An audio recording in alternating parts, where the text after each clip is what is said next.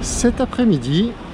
Bon, il fait chaud, mais c'est pas grave. C'est promenade en Angleterre. Et oui. Là, je viens de passer la douane, derrière moi. Ici, contrôlé par les Espagnols, mais pas les Anglais. Puisque je suis passé côté piéton, moi, là-dedans. Parce que je vois que les cyclistes ont une casque, moi pas. Donc, je suis passé piéton, voilà. Et puis, on va aller ici. Maintenant, je suis en Angleterre, voilà. Avenue Winston Churchill. Et là, c'est rigolo, parce qu'on est sur la piste d'aviation. Carrément. La piste d'atterrissage et de décollage. C'est l'aéroport.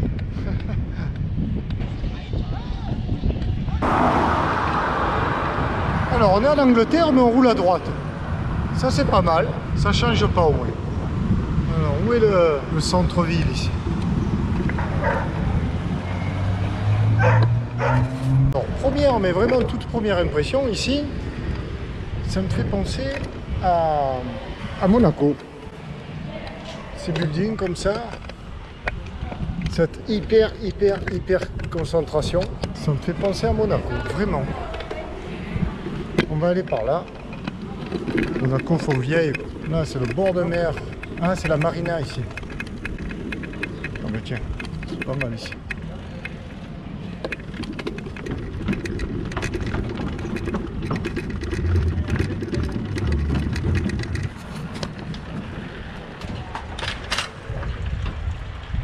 Voilà la vedette qu'ils ont.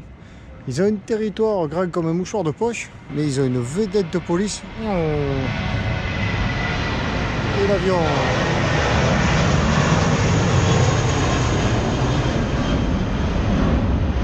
Et là, il y a un paquebot, l'air de rien.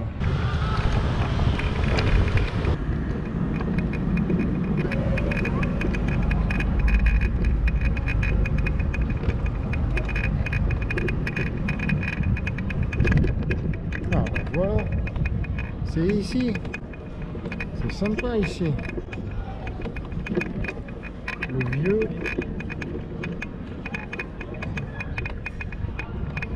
vieux Gibraltar. Ah ben voilà, fish and chips ce soir, on va venir manger, c'est sympa, on dirait un peu un parc d'attractions.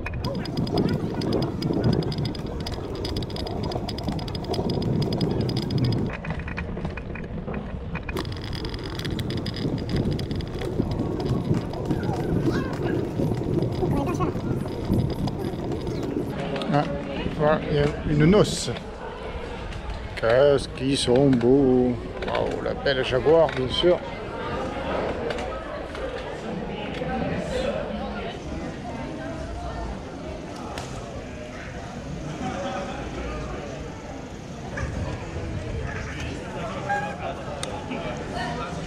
Alors le marié, c'est le monsieur qui discute avec le photographe à tous les coups.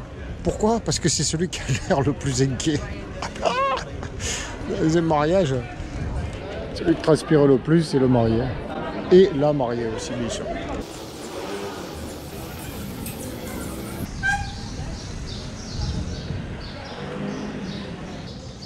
Tourist information.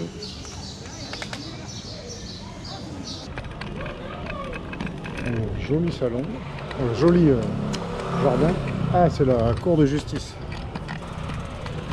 Une jolie maison.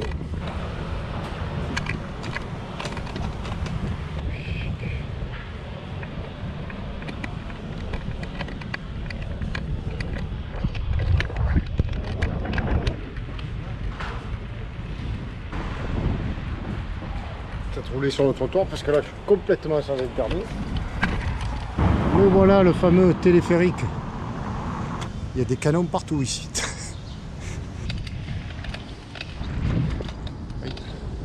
Voilà, il y a un joli jardin botanique, très certainement.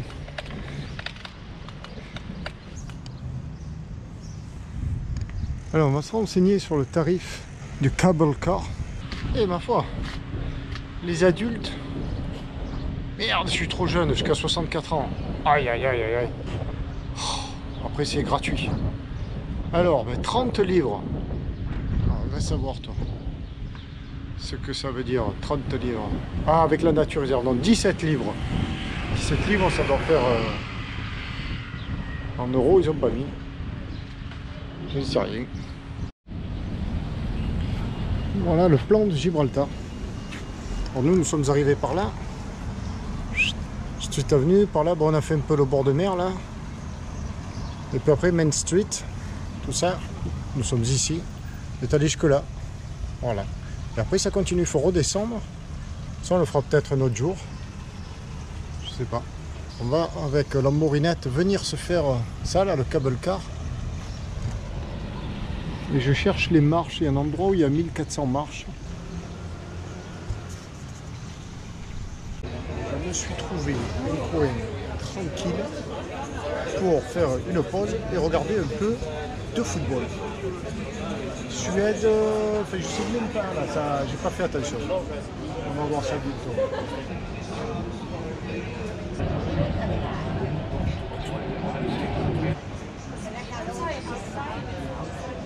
Hier soir, on a fait ambiance espagnole.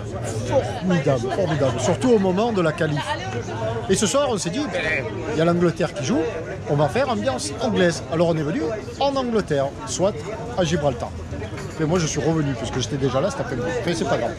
Et puis on s'est dit, quitte à être en Angleterre, avant le match, on se fait fish and chip. Donc voilà.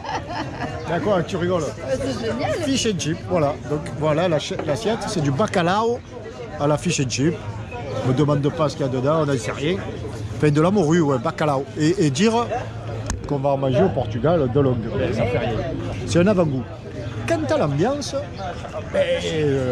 rien du tout, rien du tout. Voilà. Il y a 2 télés simplement là-bas au fond.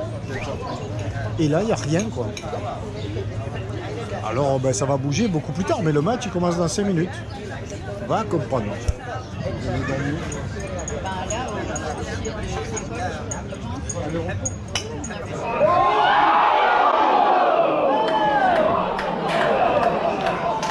Alors j'allais dire, en Angleterre, c'est vachement plus calme qu'en Espagne hier soir. Et je le dis toujours. Bon, là-dessus, Keane, le capitaine anglais, fait une magnifique reprise de volée. On est à la fin du match, là, il gagne déjà 3-0, ouais, 62e minute. Et voilà, une terrasse un petit peu animée.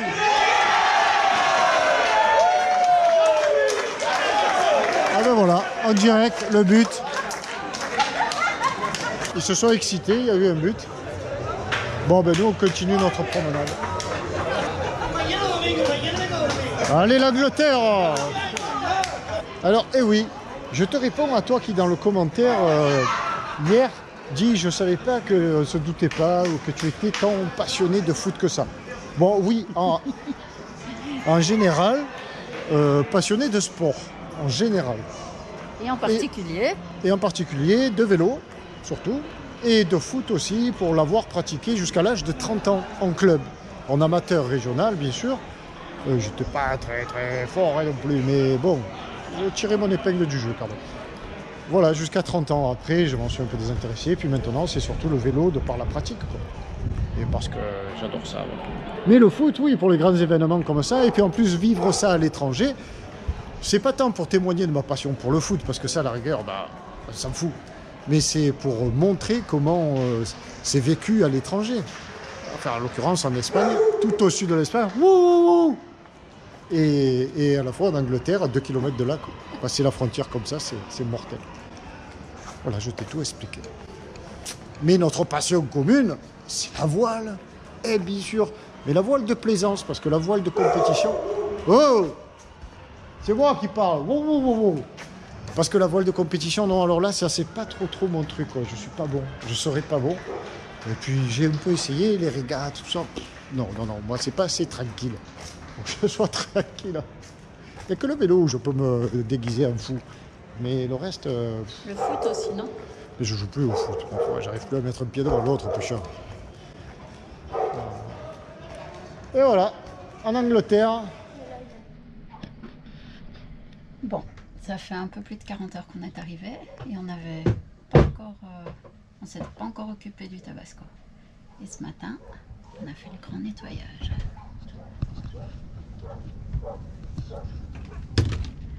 Salut Pierrot. Qu'est-ce que tu fais? Oh ben, je me réveille, je faisais la sieste là. Ah, au il soleil. semble bien. Et voilà, et maintenant on va faire... Qu'est-ce qu'on va faire une partie d'échecs. Ah ouais, pourquoi pas. Hein? Je suis bon aux échecs. Et là, on a Matt, nettoyé tout le surtout. bateau. On a tout nettoyé le bateau. J'ai passé à l'acétone. Tout beau. Tout beau, ça brille. Le grand plaisir, c'est quand tu arrives dans un port qui te disent mettez-vous là au quai d'accueil, c'est-à-dire le quai d'essence, et que tu as des gros boudins en caoutchouc dur noir comme ça, là, tu sais, et que tu as beau mettre tes pare-battages au bon endroit, mais ça fait jamais pile.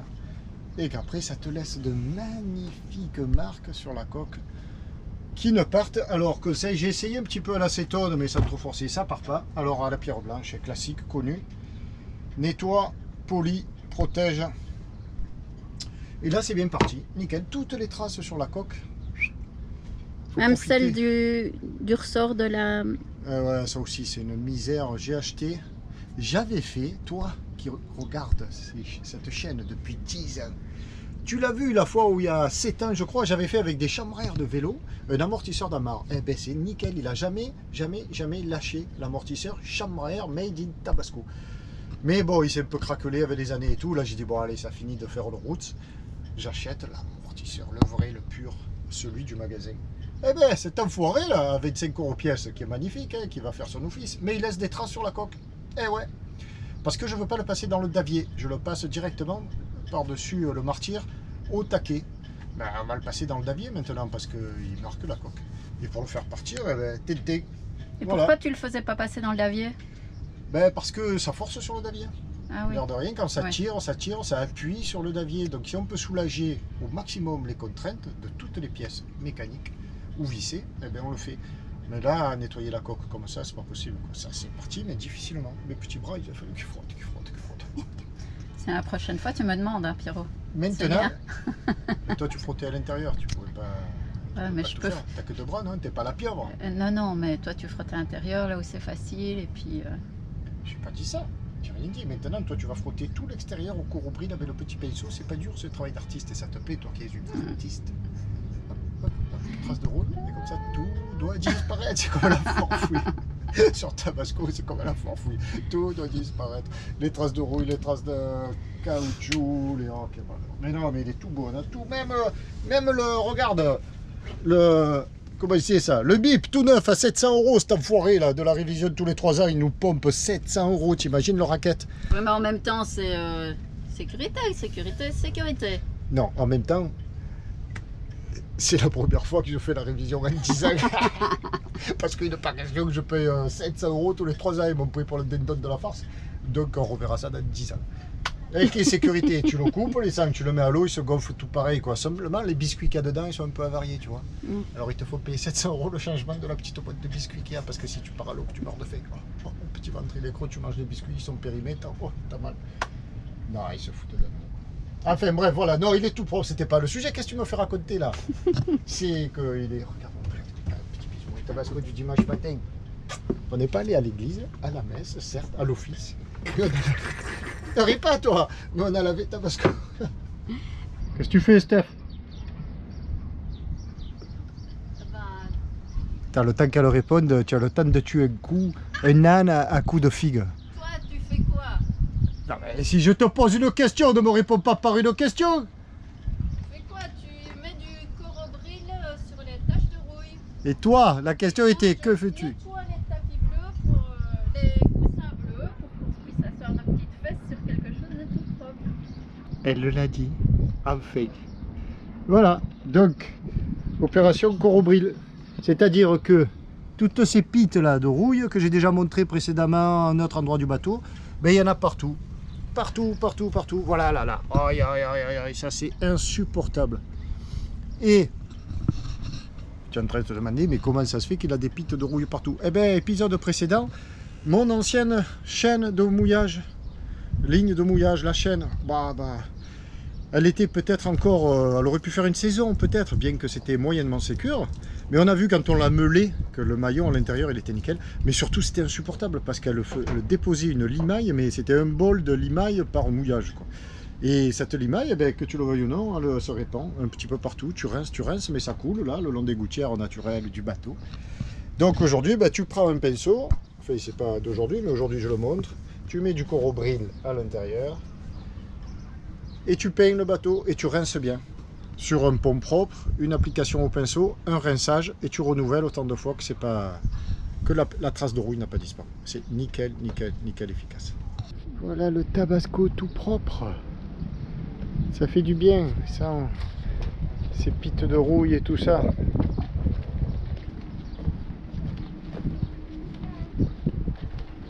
Et voilà la panne, l'ambiance à la panne. Ici à Gibraltar. Et là je vais aller voir quelqu'un qui est venu me dire bonjour, mais je n'étais pas là hier sur ce bateau. Enfin si c'est le bon, hein. Si c'est le bon, je sais pas si c'est le bon. Voilà. C'est bien toi qui es venu me voir hier? Oui. Ah voilà, c'est ça. J'étais pas sûr. Enchanté. Eh ben, Enchanté. pas de même. Alors? Je suis content de... Ah, bonjour madame. Bonjour, enchanté. Enchanté. Pierrot en fait. C'est ça. Voilà, exactement. C'est ça, Jean-Louis. Jean-Louis Grace. et Grace. C'est rodé. Allez, on trek. Cheers. Et bonne navigation là vers, Vous aussi. vers Vous aussi. après les colonnes d'Hercule. Donc Voilà. l'Algarve. On verra bien. Et on accueille Grace et Jean-Louis. Bam. Et puis tu la poses, c'est tout. Tu regardes ça, t'as mal au cœur. Voilà. Donc, cette ville ici, que l'on appelle communément Gibraltar, s'appelle l'Ineas de la Concepción. C'est-à-dire, c'est la ville espagnole de Gibraltar. Et sous le rocher face à nous, là-bas, les gros immeubles que l'on voit, c'est donc Gibraltar, l'anglaise, et la seule. Devant nous, la plage. Bon, sympa, ma foi. Derrière elle, le port. Enfin, il y a deux ports. Le premier port, c'est pas celui où est Tabasco, nous, c'est le second. Et depuis donc ce second port, ben, on vient par cette promenade en vélo. Et il y a à l'entrée commune de ces deux ports, une digue qui protège et cette vaste zone ici, qui est, ou pas, une zone de mouillage. Là, en l'occurrence, on voit qu'il y a une dizaine de voiliers et c'est bien abrité. Alors ça rentre, mais c'est quand même bien abrité. Mais il se dit, notamment sur Navili, qu'ici, souvent, la Guardia Costière, non, la Guardia Civile, passe pour faire évacuer la zone, partir les voiliers, parce que c'est un territoire de pêche, où ce serait, concernant cette zone-là. Il y a celle-ci, il y en a une autre, beaucoup plus près de l'aéroport, de l'autre, au bord de l'aéroport, où il n'y a personne aujourd'hui. Alors, voilà. Nous, on ne s'est pas mis ici au mouillage, parce qu'on savait qu'on allait rester plusieurs jours. Là, ça souffle fort cet après-midi. Donc, on a préféré aller à la marina, considérant que la nuit à la marina pour Tabasco, je le répète, c'est 19 € toute taxe.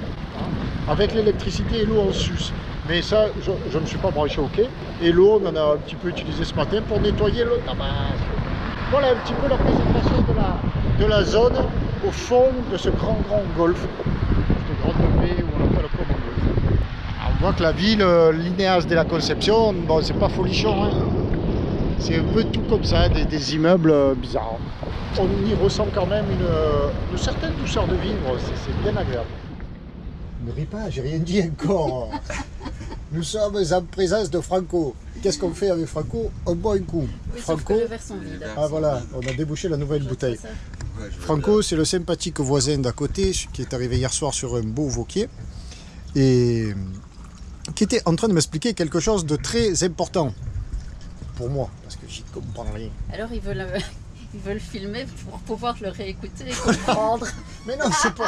Mais non, mauvais esprit. C'est pour partager avec la communauté et t'expliquer, toi qui peut-être n'en as rien à faire, mais si un jour tu veux sortir de Méditerranée, il y a ces histoires de quoi? Ah, je galège, bien sûr qu'on comprend ou quoi, mais il y a des petites particularités. Et Franco, c'est breton. Je suis venu à Gibraltar pour rencontrer un breton, il faut le faire. Et, et donc il va nous expliquer tout ça. Du coup, ce qu'il faut expliquer surtout, en je t'en fait, prie. c'est que Donc là on est sur un tableau qui va m'envoyer. à Gibraltar, en fait, il y a deux côtes qui se font face et qui sont très rapprochées l'une de l'autre. Les fameuses colonnes d'Hercule. Donc du coup, ça crée des effets Venturi avec le vent, mais ça crée aussi des courants de marée avec la mer.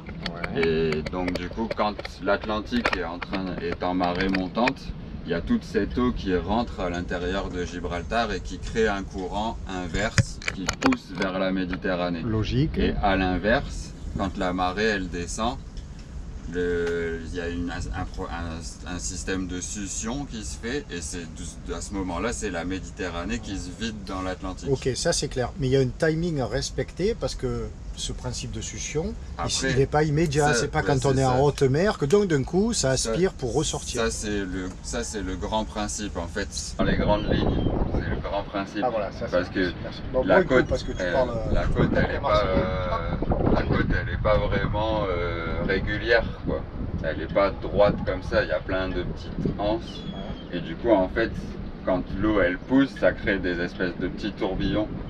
Donc du coup, comme le passage de Gibraltar, c'est un endroit compliqué, on a mis au point un tableau qui décrit les courants heure par heure en fonction du moment de pleine mer. Donc il y a un tableau qui existe, que vous pouvez trouver sur internet, et donc qui va décrire la puissance et le sens des courants en fonction de l'heure à laquelle...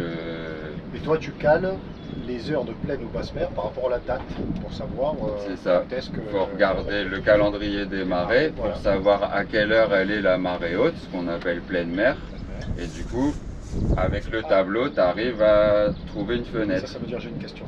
Parce qu'après je l'oublie. Mais oui, l'histoire des... Merci pour ces renseignements, ces précisions. En plus, tu étais le prof, non J'ai l'habitude d'expliquer. Oui, mais c'était très pédagogue. Lisa, elle le fait pas trop. Tu expliques bien, même au cercle d'esprit, tu vois, je te comprends. Mais j'ai une question, c'était quoi? Oui, le coefficient. Qu'est-ce que c'est cette histoire? Parce qu'en plus, il y a... Quand à la pleine lune, le coefficient est important. C'est pas... Il y a l'histoire de la pleine lune, après il y a comment la pleine lune, parce que il y a la lune croissante et lune décroissante, ça a une influence, et après il y a lune montante ou lune descendante, ça a encore une autre influence. Le coefficient en fait c'est l'amplitude de la marée en fait. D'accord. Donc sur le tableau, il est marqué le coefficient aussi? Non, sur le tableau, c'est une évaluation approximative de la puissance du courant.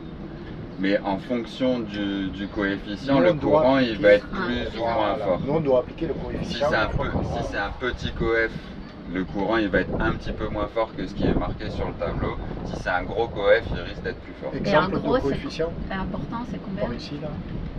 Franchement, je sais pas. Parce qu'il y a 0,8, 0,6, c'est ça? Ouais, c'est ça, ouais. En gros, c'est l'amplitude de la marée. On va dire que le niveau de l'eau, il va à un point, à un endroit, il va varier de 80 cm. En fonction du coef. En fonction du coef, oui, de 60 cm. Donc là, quand on a regardé rapidement ton tableau, il s'avère que le plus judicieux, c'est de partir 5 heures après la pleine mer. Le début du bon moment, c'est 5 heures après la pleine mer, jusqu'à 3 heures avant. Donc ça fait une fenêtre de 5, 6, 5, 4, 3, de 5 heures. Pour sortir de Gibraltar. Une fenêtre de 5 heures pour sortir par rapport au coef.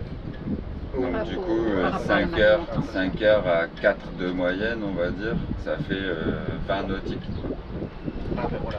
Et du coup, les 20 nautiques, à mon avis, nous, quand on va arriver à la sortie, on va avoir quand même un petit courant inverse. Quand on va vouloir remonter vers Cadiz, là, on va encore avoir un petit courant inverse qui va nous ralentir.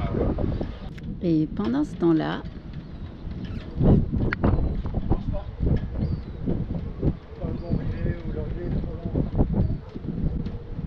comment ça?